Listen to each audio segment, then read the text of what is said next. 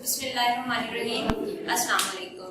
Second year आज हमारा ये इकोनॉमिक्स का फर्स्ट लेक्चर है और इसमें हम चैप्टर नंबर 5 जो कि बैनुल अक़वामी तिजारत का चैप्टर है वो आज हम स्टार्ट करेंगे। ठीक है, टॉपिक है हमारा बैनुल अक़वामी तिजारत।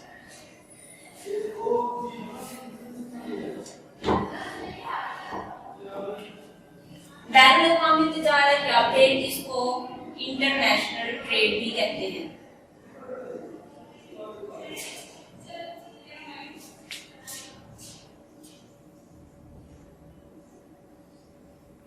हाँ जी, तो अब सबसे पहले आपको ये पता होना चाहिए कि इंटरनेशनल ट्रेड का मतलब क्या होता है।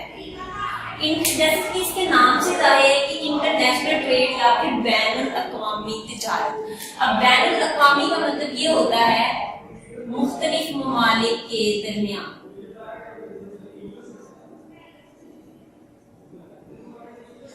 यानी ऐसी तिजारत जो कि मुख्तलिफ ममालिक आपस में तिजारत करें, आपस में लेन देन करें, आपस में चीजों का एक्सचेंज करें, आपस में परचेजिंग सेलिंग करें, तो उसको हम क्या कहेंगे, बैनुल अक़वामी तिजारत। अब मुख्तलिफ ममालिक क्या होते हैं कि आपस में हर जो कंट्री होता है वो सेल्फ प्रोड्यूस नहीं होता, कि वो ऐसा नहीं होता कि जितनी उसकी जरूरत की अशिया हैं वो हर कंट्री जो है वो खुद से प्रोड्यूस कर रहा हो, ऐसा नहीं होता। तो इस मकसद के लिए क्या होता है कि कोई एक कंट्री जो होता है किसी एक चीज को प्रोड्यूस करने में ज्यादा अच्छा होता है, कोई दूसरा कंट्री जो होता है किसी दूसरी चीज को प्रोड्यूस करने में ज्यादा अच्छा होता है। तो फिर क्या होता है कि जो कंट्री जिस चीज को प्रोड्यूस करने में ज्यादा अच्छा होता है, जिस चीज को प्रोड्यूस करने में वो ज्यादा स्पेशलाइज होता है, ज्यादा कंफर्ट फील कर रहा होता है, कम कॉस्ट ऑफ प्रोडक्शन पे किस चीज को अगर अच्छा प्रोड्यूस कर सकता होता है, तो वो कंट्री क्या करता है, वो उस चीज को प्रोड्यूस कर लेता है। और उसके बाद जिस चीज को वो प्रोड्यूस नहीं कर सकता होता, कि उसके रिसोर्सेज जो है वो उसको सपोर्ट नहीं कर रहे होते कि वो उस चीज को प्रोड्यूस करे, या उस चीज को प्रोड्यूस करने के लिए उसको कॉस्ट ऑफ प्रोडक्शन अगर ज्यादा आ रही होती है, या उसके अलावा उसके पास उस टाइप की अगर मशीनरी नहीं होती, फैसिलिटीज नहीं होती, और उस चीज को वो प्रोड्यूस नहीं करता, तो वो क्या करता है कि कोई दूसरा कंट्री जो उस चीज को प्रोड्यूस कर रहा है वो उससे वो चीज इंपोर्ट कर लेता है, और जो खुद जो चीज प्रोड्यूस कर रहा है वो अगर उसकी अपनी कंट्री की जरूरत से ज्यादा है तो वो उस चीज को एक्सपोर्ट कर देता है। ठीक है, अब जो चीज वो एक्सपोर्ट करता है तो एक्सपोर्ट से क्या होता है कि वो ज़र मुबादला कमाता है, यानी जिसको फॉरेन रिजर्व्स कहते हैं। यानी जो इंटरनेशनल करेंसीज होती हैं, जो एक्सपोर्ट चीज करेगा उसके बदले में उसको इंटरनेशनल करेंसी मिलेगी, यानी फॉरेन रिजर्व्स जो होंगे उसके पास आएंगे, और जो चीज वो इंपोर्ट करेगा, परचेज करेगा, तो उसके बदले में उसको फॉरेन रिजर्व्स जो होंगे वो पे करने पड़ेंगे। ठीक है, अब हमें ये पता होना चाहिए कि पाकिस्तान की जो टोटल एक्सपोर्ट्स हैं, इसके साथ ही मैं आपको एक जनरल नॉलेज का बता देती हूँ कि पाकिस्तान की एक्सपोर्ट्स जो हैं वो ऑलमोस्ट $23 बिलियन की। ठीक है, उसके साथ ही इस वजह से पाकिस्तान की जो इंपोर्ट्स हैं वो ज्यादा होती हैं और पाकिस्तान की जो एक्सपोर्ट्स होती हैं वो कम होती हैं, जिसकी वजह से मोस्ट ऑफ द टाइम जो होता है वो पाकिस्तान को डेफिसिट फेस करना पड़ता है। अच्छा, तो दूसरी तरफ आते हैं कि ये तो थी जी बैनुल अक़वामी तिजारत। अब सिर्फ और सिर्फ मुख्तलिफ ममालिक ही आपस में तिजारत नहीं कर रहे होते, समटाइम्स ऐसा होता है कि पाकिस्तान के अंदर या किसी एक कंट्री के अंदर रहने वाले लोग जो होते हैं वो भी आपस में तिजारत कर रहे होते हैं, यानी एक सिटी से दूसरी सिटी में चीजों को मूव कर रहे होते हैं, एक प्रोविंस से दूसरे प्रोविंस में परचेजिंग सेलिंग कर रहे होते हैं, तिजारत कर रहे होते हैं। तो जो इस टाइप की तिजारत होती है उसको क्या कहा जाता है, मुल्की तिजारत। ठीक है,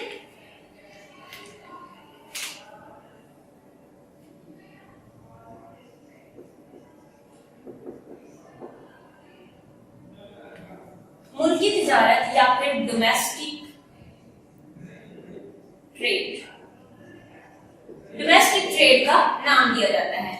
यानी अगर मुख्तलिफ ममालिक आपस में तिजारत करें, जैसे अगर पाकिस्तान जो है वो गल्फ कंट्रीज से जो कि ऑयल के प्रोडक्शन में अच्छी है कंट्रीज, उनके साथ अगर ऑयल लेता है और पाकिस्तान खुद जो है वो अगर कपास और चावल प्रोड्यूस करने में अच्छा है तो वो अपने चावल और कपास जो है वो उसकी ज्यादा क्वांटिटी में प्रोड्यूस करके उन कंट्रीज को सेल कर देता है। और उनसे जो चीज जैसे गल्फ कंट्रीज जो है वो तेल की प्रोडक्शन में अच्छे हैं, जैसे सऊदी, यूएई वगैरह, तो उनसे जो ऑयल अगर वो परचेज कर लेता है, यानी डिफरेंट कंट्रीज अगर आपस में ट्रेड कर रही हैं, तो उसको हम कहेंगे international trade.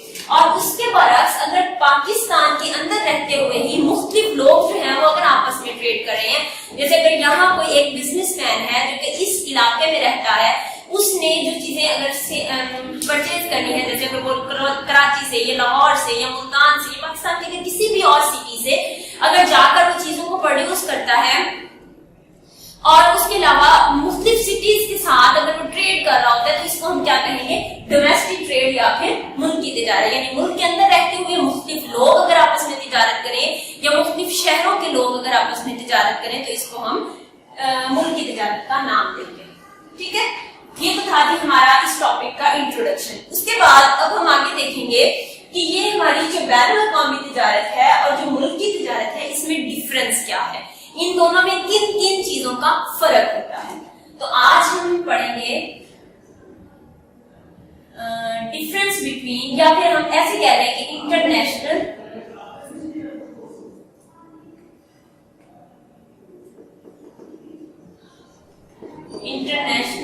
Trade versus domestic trade. ठीक है, कि इन दोनों में डिफरेंस क्या होता है। हाँ जी, जो आज हमने नेक्स्ट पढ़ना है वो ये है कि international trade versus domestic trade, कि कौन कौन सी ऐसी चीजें होती हैं जो इन दोनों में डिफरेंस होती हैं, कौन सी ऐसी चीजें होती हैं जो इंटरनेशनल ट्रेड में मुख्तलिफ होंगी और डोमेस्टिक ट्रेड में मुख्तलिफ होगी। इसमें जो सबसे पहला हमारे पास डिफरेंस होता है वो होता है mobility of resources.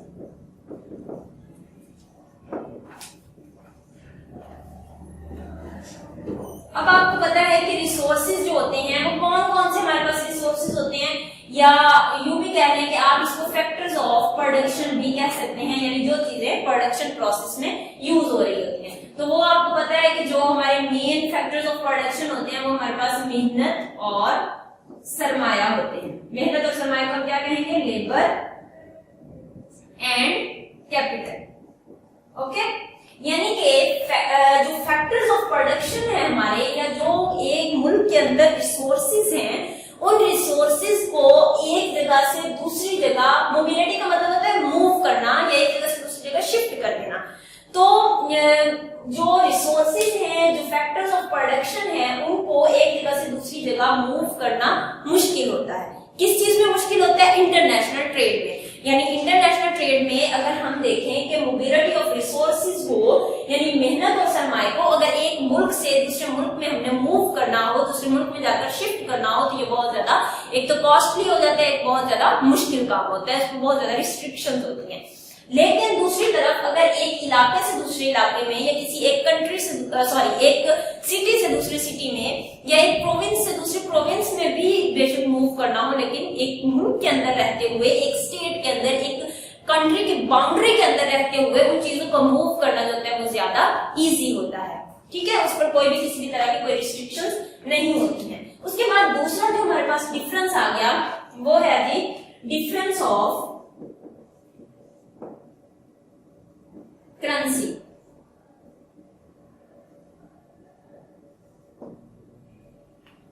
Difference of currency, यानी अगर आप देखें कि मुख्तलिफ ममालिक जो होते हैं उनकी करेंसीज मुख्तलिफ होती हैं। अब जैसे अगर सऊदिया है उसकी करेंसी रियाल है, अगर अमेरिका है उसकी करेंसी डॉलर है, चाइना है उसकी यॉन है, इधर हमारा हमसाया मुल्क इंडिया है उसकी करेंसी जो है वो रुपीज में है। तो जैसे डिफरेंस ऑफ करेंसी का मतलब ये है कि मुख्तलिफ करेंसीज की जो करेंसी होती है, कंट्रीज की करेंसी जो होती है वो डिफरेंट होती है। ठीक है, अब अगर हमने चाइना से कोई चीज परचेज करनी है तो उसको यॉन में पेमेंट करनी होगी, अमेरिका से करनी है डॉलर्स में, सऊदिया से करनी है रियाल में, इंडिया से कुछ परचेज करना है तो उसको हमने रुपीज में पेमेंट करनी होगी। लेकिन ये याद रहे कि उसको पाकिस्तानी रुपीज नहीं, इंडियन रुपीज देने होंगे।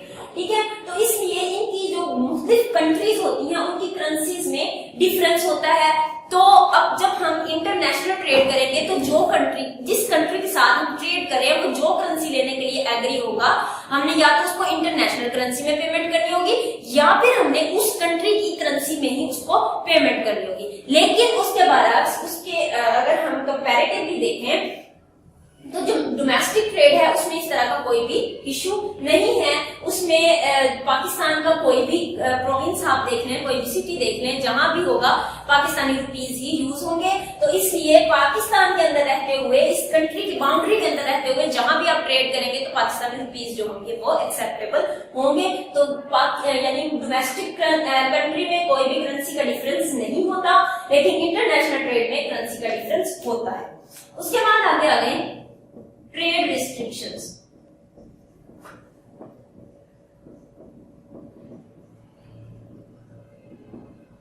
अब जो इंटरनेशनल ट्रेड होती है उसमें बहुत सारी रिस्ट्रिक्शंस लगाई जाती हैं। अब जैसे कोई एक कंट्री जो होता है वो या तो अपनी जो उसकी इंडस्ट्रीज होती हैं उनको फ्लरिश करने के लिए रिस्ट्रिक्शंस लगा देता है कि जी हमारी डोमेस्टिक चीजों की जो डिमांड हो वो बढ़ जाए और जो इंटरनेशनल हमारी प्रोडक्ट्स हैं उनकी डिमांड कम हो जाए। ठीक है, अब आप खुद भी देख लें कि अब इस मुल्क के अंदर रहते हुए भी हम लोग अपनी कंट्री की चीजों को प्रमोट करने की बजाय हम प्रेफर कर रहे होते हैं कि जी हम इंपोर्टेड चीजें यूज करें। हम बड़े खुश होकर बता रहे होते हैं जी मैंने ये देखें इंपोर्टेड परफ्यूम लगाया हुआ है, मेरे पास ये वॉच इंपोर्टेड है। तो इस तरह से क्या होता है कि समटाइम्स वो जो चीजें जिनको हम प्रेफर कर रहे होते हैं अपनी कंट्री की चीजों पर, तो उन चीजों को जो कंट्रीज होती हैं वो रिस्ट्रिक्ट कर देती हैं।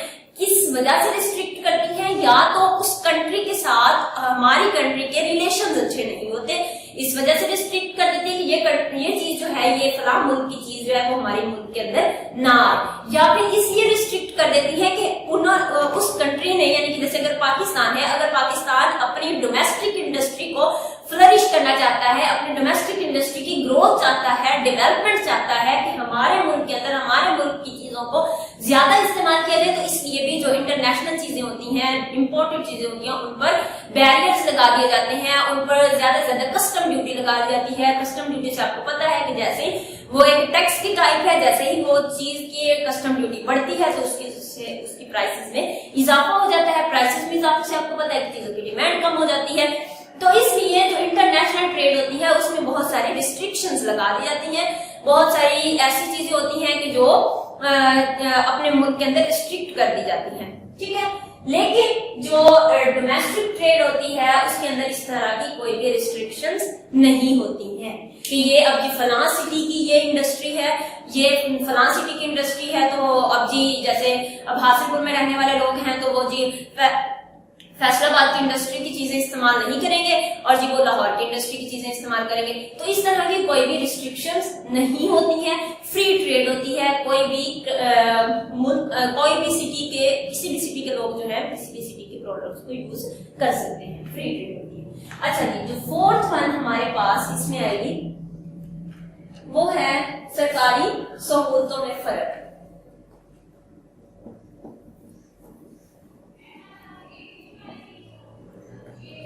Difference of government facilities।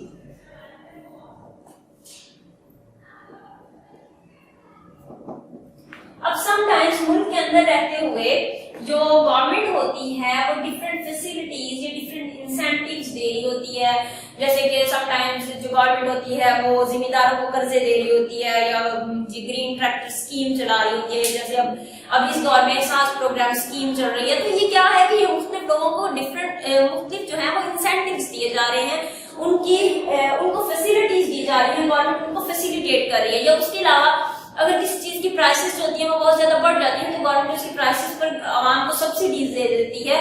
तो ये क्या होता है कि वो जो आवाम होती है, गवर्नमेंट ये स्टेप्स ले रही है कि आवाम को फैसिलिटेट करने के लिए। तो जो डोमेस्टिक ट्रेड होती है उसमें गवर्नमेंट इस तरह के स्टेप्स लेती रहती है जिससे आवाम फैसिलिटेट होती रहती है। लेकिन जो इंटरनेशनल ट्रेड होती है, हमारी बैनुल अक़वामी तिजारत होती है, उसमें इस तरह का कोई भी स्टेप गवर्नमेंट नहीं ले रही होती, या अगर उनकी गवर्नमेंट ले भी रही होती है तो वो जस्ट उनके डोमेस्टिक हद तक होता है, उनके अपने मुल्क की हद तक होता है, वो गैर मुल्की लोगों को उसका कोई फायदा नहीं हो रहा होता। ठीक है, उसके बाद हमारा फिफ्थ वन आ जाएगा वो है तिजारती मुआहदे।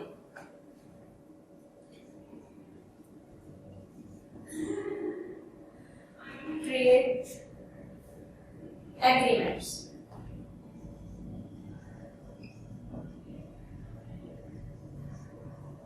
अब जब इंटरनेशनल ट्रेड की जाती है तो ट्रेड करने से पहले मुख्तलिफ ममालिक जो होते हैं वो अपनी मुख्तलिफ तरह के वो एग्रीमेंट्स करते हैं। जैसे अगर पाकिस्तान ने अगर सऊदीया से कुछ परचेज करना है तो वो क्या होगा कि उनके साथ पहले एग्रीमेंट किया जाएगा कि इतने टाइम पीरियड के लिए हम आपसे ये चीज परचेज करेंगे, आप हमें इस प्राइस पर ये चीज देंगे।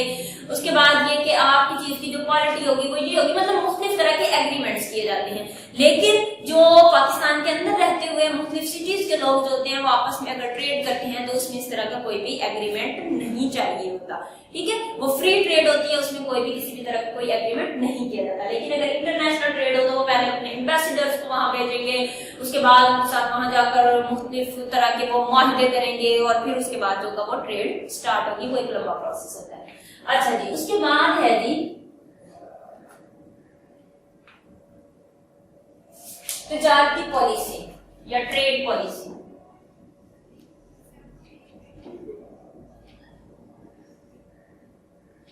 अब हर मुल्क जो होता है वो अपनी एक ट्रेड पॉलिसी बनाता है जिसमें ट्रेड का मतलब ये होता है कि वो इंटरनेशनल ट्रेड के लिए वो पॉलिसी बना रहा है। उस पॉलिसी का जो टाइम पीरियड होता है वो या तो 6 मंथ्स होता है या फिर 1 ईयर होता है। तो 6 मंथ्स या फिर 1 ईयर के लिए वो ट्रेड पॉलिसी बना रहा होता है कि मैंने इस टाइम पीरियड में फलां कंट्री से मैंने ये चीज लेनी है, मेरे जो फॉरेन मेरे पास रिजर्व्स हैं वो मेरे इतने हैं। तो इन अपने रिजर्व्स को पेश नजर रखते हुए वो क्या करता है, वो देखता है कि मैं किस चीज की कितनी क्वांटिटी जो है वो इंपोर्ट कर सकता हूँ, क्या मेरा बजट जो है वो इस चीज को सपोर्ट करता है कि मैं इस चीज की क्वांटिटी जो है वो इंपोर्ट कर लूं या नहीं। तो वो क्या होता है, वो तजारती पॉलिसी में यही देख रहा होता है कोई भी कंट्री कि मैं क्या अपनी इंपोर्ट्स जो है मुझे उनको बढ़ाना चाहिए या नहीं, या फिर वो ये या उसमें ये देखना होता है कि मेरे मुल्क के अंदर जो है वो फलां चीज की प्रोडक्शन इतनी है तो मैं इसमें से कितनी क्वांटिटी जो है वो मैं प्रोड्यूस कर सकता कितनी क्वांटिटी जो है उसको मैं एक्सपोर्ट कर सकता हूँ, एक्सपोर्ट करके मैं फॉरेन रिजर्व्स जो है वो अपने अर्न कर सकता हूँ।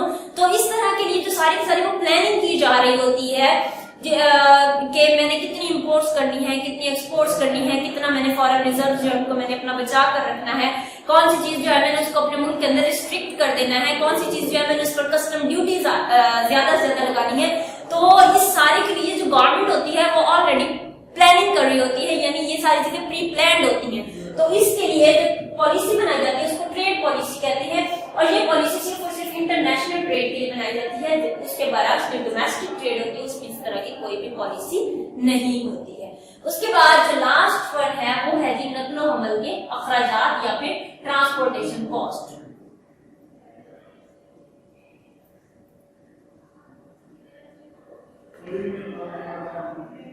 ट्रांसपोर्टेशन कॉस्ट का मतलब ये है कि एक जगह से दूसरी जगह जब चीजों को मूव करना है, एक जगह से दूसरी जगह लाना ले जाना है, तो उसके लिए कोई ना कोई ट्रांसपोर्ट कॉस्ट जो होगी वो बेयर करनी पड़ेगी, ट्रांसपोर्टेशन के अखराजात उठाने पड़ेंगे। तो जो इंटरनेशनल ट्रेड होती है ये चूंकि दूर से चीजें लेकर आनी होती हैं, बाय एयर लेकर आनी होती है, बाय शिपिंग लेकर आनी होती है, तो इसके लिए जो ट्रांसपोर्टेशन कॉस्ट होती है वो ज्यादा बेयर करनी पड़ती है। और उसके बरअक्स जो डोमेस्टिक ट्रेड होती है मुल्क के अंदर ही चीजों को मूव करना होता है, बाय रोड भी किया जा सकता है, तो इसके लिए जो ट्रांसपोर्टेशन हमारी कॉस्ट होती है वो कम आती है। जब ट्रांसपोर्टेशन कॉस्ट जो होती है वो ज्यादा आती है तो आपको जैसे पहले ही पता है कि वो जो लोड होता है, वो जो कॉस्ट होती है वो चीजों की प्राइसेस में इंक्लूड की जा रही होती है। जब वो चीजों की प्राइसेस में इंक्लूड होती है तो उससे क्या होता है, चीजों की प्राइसेस बढ़ जाती है। लेकिन डोमेस्टिक ट्रेड में चूंकि ट्रांसपोर्टेशन कॉस्ट कम होती है इसलिए वो प्राइसेस पर उसका जो इफेक्ट होता है वो भी कम पड़ता है। ठीक है, इसके साथ ही हमारा आज का लेक्चर जो है वो कंप्लीट होता है और इंशाल्लाह नेक्स्ट लेक्चर में हम मिलेंगे एक नेक्स्ट टॉपिक के साथ। और आपकी इसमें से जो असाइनमेंट है वो ये है कि आपने बैनुल अक़वामी तिजारत, मैं इधर लिख देती हूँ असाइनमेंट,